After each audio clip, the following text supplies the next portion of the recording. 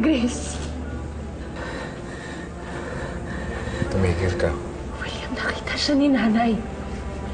Kanina lang nagpakita siya at hindi na siya bulag dahil nakikita niya si Nanay. Hanggang dito ba naman? Tumigil ka. Hindi mo pa naiintindihan, William. Buhay si Ate Grace. William, buhay si Ate Grace. Anong gagawin natin? Anong gagawin natin? Halika dito. Tumigil ka. Ilang beses ko pa ba sasabihin sa'yo, patay na si Grace? Nakita siya ni Nanay. Yung nanay mo nasa mental. Kung ano-ano yung nakikita niya, pero ikaw, you have a good head on your shoulders at nakita mo siya. Tinangay siya ng ilog. And let's just say, magaling talaga siya mag-swimming. Nakalimutan mo na mabulag siya. She's helpless. Stop it!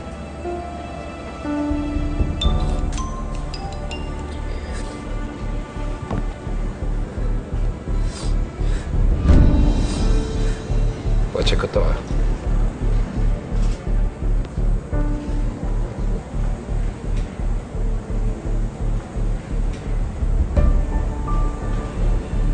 Bakit may damit?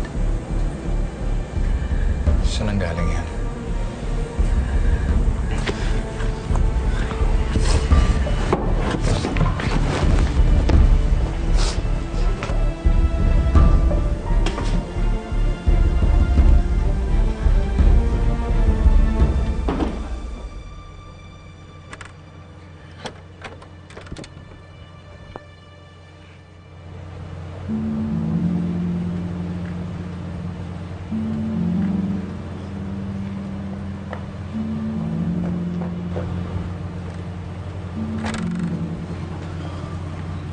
Diba sinabi mo, nilinis mo na to?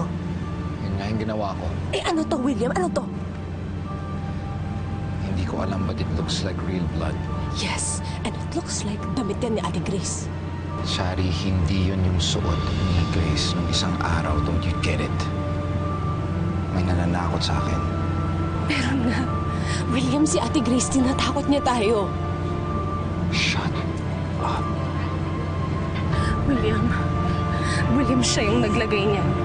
Tinatakot niya tayo. Ipapakulong tayo ni Ate Grace, William. I said shut up.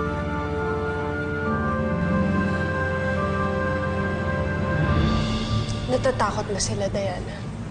Para na silang mga dagang naghahanap ng matataguan dahil papalapit na ng papalapit ang pusa. Hanggang saan ka lalapit, Grace? Oras na malaman na lang buhay ka, in danger ka na naman. Handa naman akong malagay sa panganib uli kung yun lang ang paraan para mapatunayan sa korte ang kawalang hiyaan ng William na yan. At Diana, hindi ba napapabilis naman ang ginagawa ko ang pagtakbo ng mga pangyayari?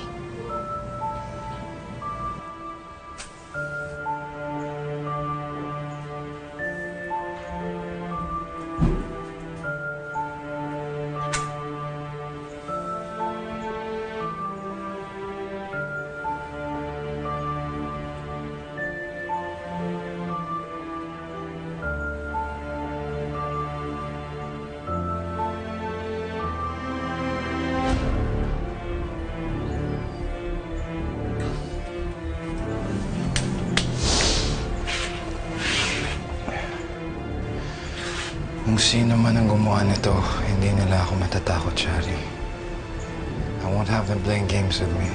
Anong gagawin natin, William?